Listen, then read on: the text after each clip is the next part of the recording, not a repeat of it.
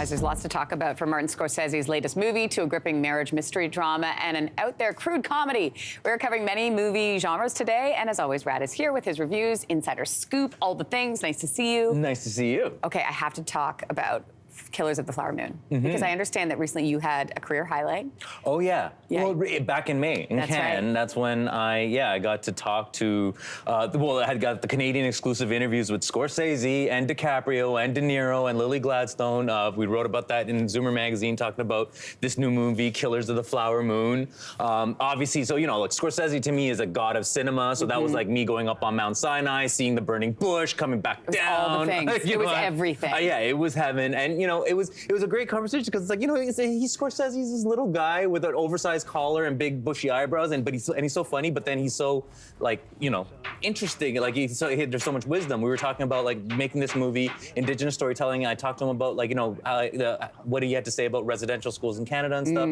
He's someone who uses movies as a language to explore these really difficult questions, and that's the case with this movie as well. Sometimes they say don't meet your heroes, but no, opposite? It was, yeah. That's good. Okay, so we know that I think you and I chatted about this movie had an entirely different script. Yes, right? it did. And then it got changed. Walk us through that. So, basically, if you read the book Killers of the Flower Moon and the original version, the original version of the script adapted to that, it was a white savior narrative where Leonardo DiCaprio would play Tom White, the FBI agent who goes in to solve these murders, because there's this indigenous community, Osage Nation, where they were an oil-rich indigenous community who were being killed off for their wealth, right? People would marry into their families and then kill them off to inherit their wealth. DiCaprio was originally supposed to play the hero. They realized that wasn't the right way to go about this, a white savior narrative, so they overhauled it to make it about DiCaprio playing Ernest Burkhart, who's a gentleman who married into an Osage family, married Molly Kyle, played by the incredible Lily Gladstone. And so it becomes this really tricky relationship where he seems to love her, but he has a hand in murdering her family. Oof. And so that becomes, that relationship becomes analogous to sort of like the broken treaty between extractive white settlers and the indigenous community. So it's really brilliant, really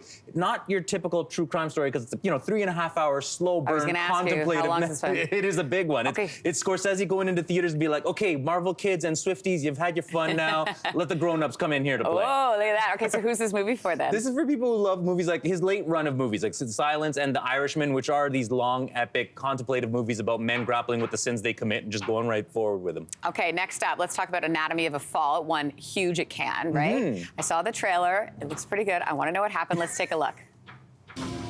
An accidental fall is going to be hard for us to defend. That's why there's an investigation for a more suspicious death, because you were the only person there. And of course, you're his wife. Stop. I did not kill him.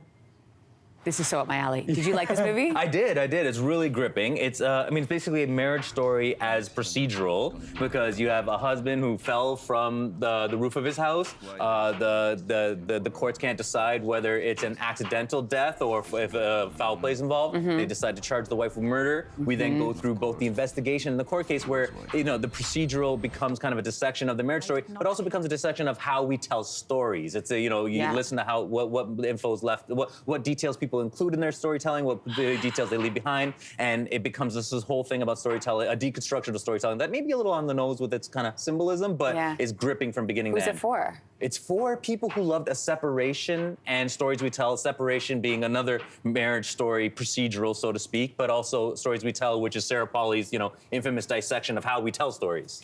Let's talk about Dix, the musical. Should we? That's the name. That is the name. I had to check to see if I could say that on air. Yeah, we did.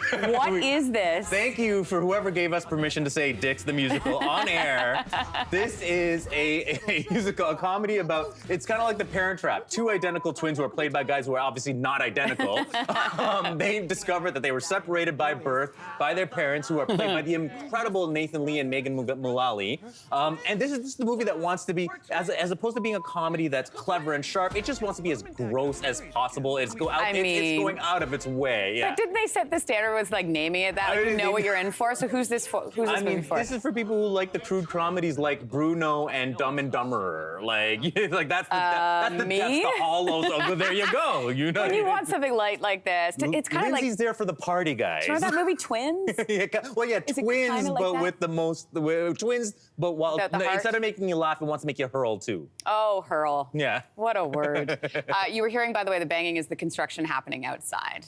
Just so everybody knows. I mean, I thought it was just what was going on. Yeah, the clap. For That's my it. reviews. I thought yeah, people I'll were clap you out there, celebrating. Rad. Hey, Rad, thanks so much. We will see you obviously very soon. Hey, thanks for watching. If you liked this, be sure to subscribe here, or you can check out more Your Morning videos right here.